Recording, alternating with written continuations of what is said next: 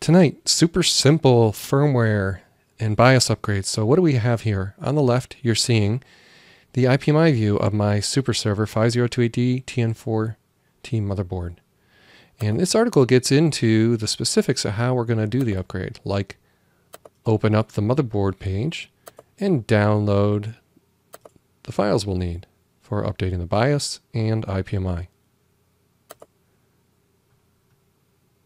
I'm going to show you every step of the way, including creating a bootable USB drive to get this done quickly and easily and safely, not relying on a network connection, but using local USB for the safest approach to updating the BIOS and IPMI is actually over a web interface. So let's grab that IPMI file next.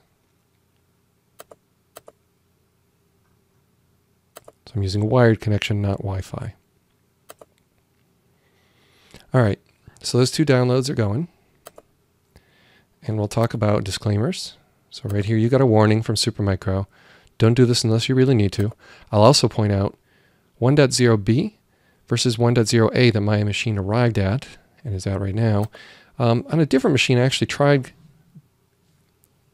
it, and NVMe can actually work booting from NVMe. So I'm not actually sure what BIOS problems you might have run into on 1.0a, which would necessitate trying 1.0b.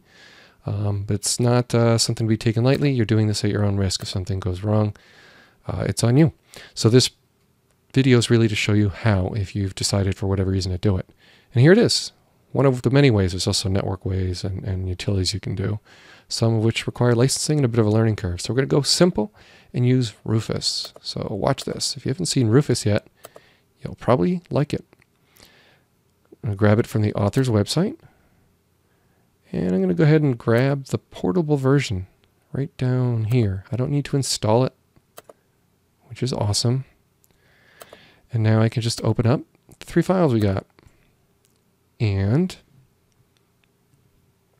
reduce clutter a bit by minimizing this window and bringing this up over here.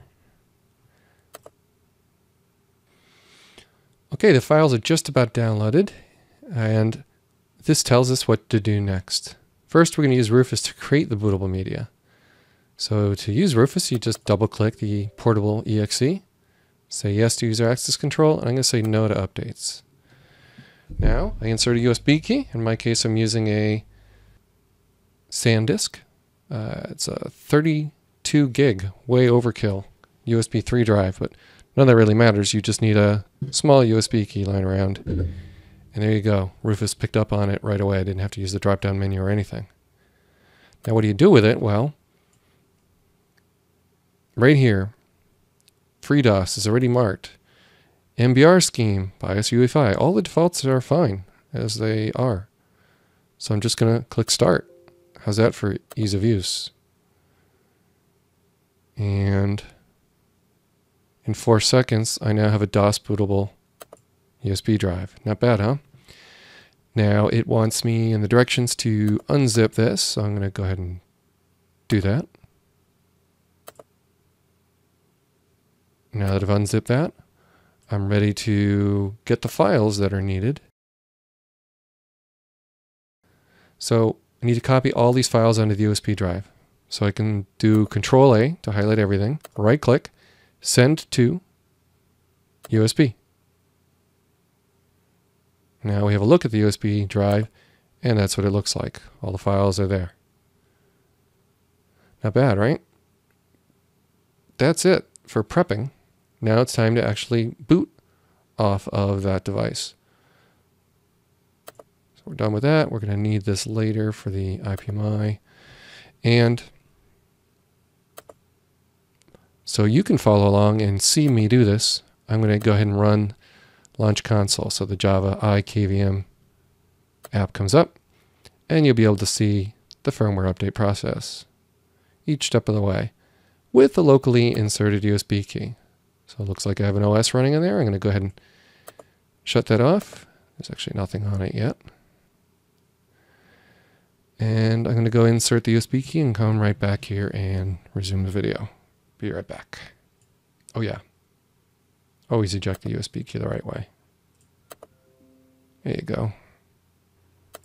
I'm back. The USB key is inserted. I'm powering on the system. Now, in my directions, I do warn you, if your BIOS is set to UEFI, as the super servers that are shipped from Wired Zone are, for good reasons, you'll want to flip that bit back to regular BIOS mode. So just pointing that out. And the reason is, like me, you may have issues with booting DOS when the BIOS is set to UEFI. So I need to get ready with my keyboard and hit the delete key to get into the BIOS setup over on the left here.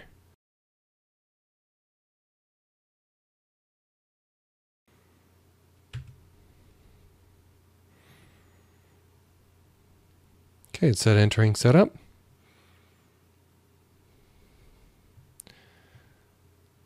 And right there I'm in UEFI mode. So I'm going to dual mode. And at this point, I want to make as few changes as possible. I don't want to assume anything about your motherboard or your configuration. So we just made that one change. And then on this next boot, I'm going to hit the key to select my boot device to boot off this USB key, just for this boot only. This is a one-off. I'll also point out that the USB flash drive or key or thumb drive, whatever you want to call it, was inserted on one of the front USB 2 ports for this video. So, got another 45 seconds or so to wait for the boot sequence, and then get ready for selecting the boot device. Okay, so I hit F11 for the boot menu.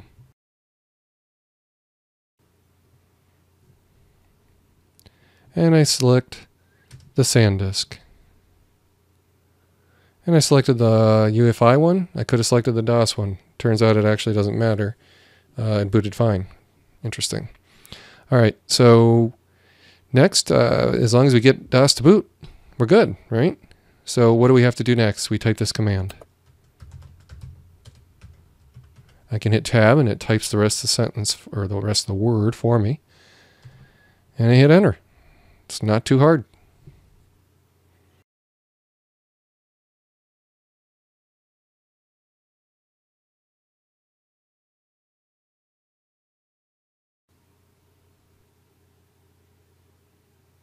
Okay, so it's pretty clear that I need to go and pull out the power cord. And that's going to actually break this IPMI, Java applet as well. That's fully expected. So I'll point out that I'm plugged into a full conditioned UPS, PFC LCD UPS. So I'll be right back. So I unplugged it for about 15 seconds, plugged it back in, and made sure it was powering up before I walked away. Now I got to restart this session and get ourselves into the BIOS. Why? Because I want to go back to UEFI mode. If you have something like Windows 10 on there or preload, especially if it's beyond 2 terabytes in size, whatever you're booting off of, you're going to need a GPT file system and you're going to want UEFI BIOS mode. So when this comes up, I'm hitting the delete key to go and set up. What's next? Well, I'm going to do the IPMI next. That took about 5 minutes, by the way, that BIOS upgrade.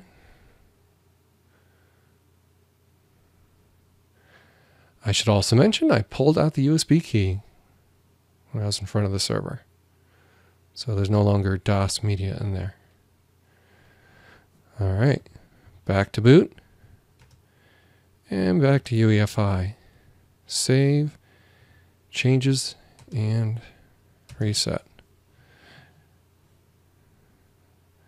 All right, what's next? IPMI. Go to Maintenance Firmware Update. Maintenance Firmware Update. Enter Update Mode. Click OK. And follow the instructions. Pretty simple. Just browse our way to the firmware update file. Let's see if we can do this directly. So, what's a firmware update file for IPMI? It's this one, 214, right? We saw that earlier. If I double click the zip, it's not going to like that very much. That was a mistake. So I really want to unzip this first. Sorry about that.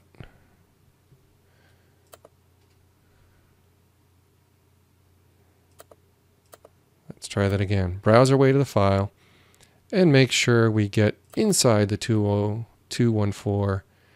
And now we point to the bin file. Upload firmware. And while that's happening, you can check here and you'll see there's a minor cosmetic thing that a very kind user, commenter right here in Tinkertry, took the time to type up and said, make sure you turn off these two checkboxes. That makes it less likely your VMware is going to whine about a voltage issue over here on one of the two DIMMs. It's a minor thing. It's not really a problem from Supermicro's perspective in Windows and DOS boots. There is no problem with the voltage, including Supermicro's own tools. It's only under VMware this 1.19 would give it fits. Anyhow, turning off these checkboxes and updating IPMI fixes that. Now you're probably on an older version of IPMI, and in this case I'm flashing the same one we're on, just because I don't have a back level version, but I wanted you to see this process, the entire process. And this video is also acting as a nice bit of visual documentation of what Wired Zone does when they build your SuperServer.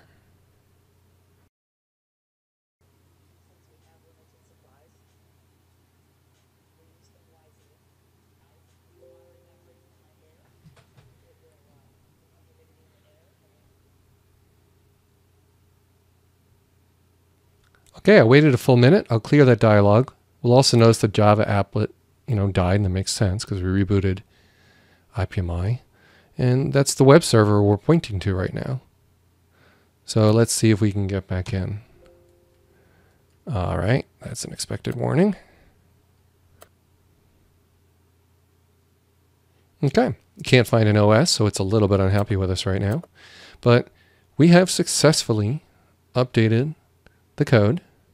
And how will we know that? Well, we can poke around the BIOS and look at the kind of BIOS welcome screen. Or we can just go here, system, there. Just go to the main page and there it is. Firmware 1.0, BIOS level 1.0b. Bring remote control back up again. A couple things to point out. Right here I talk about powering back on and reconfiguring IPMI. Yeah, that's important because I had you blow away all your settings you might have had. Like suppose you had email alerting or anything.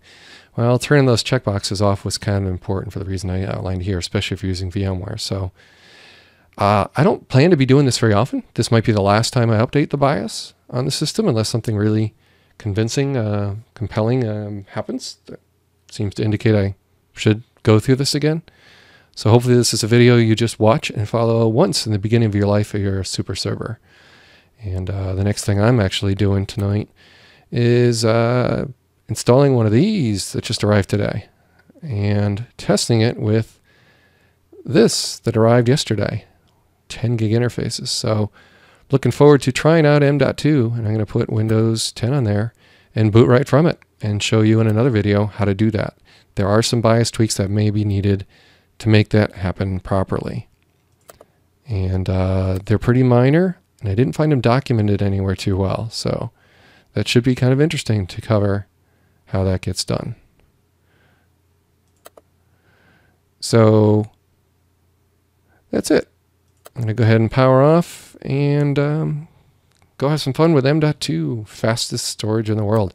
Thank you for watching this BIOS update video. I appreciate it. And thank you for visiting tinkertry.com.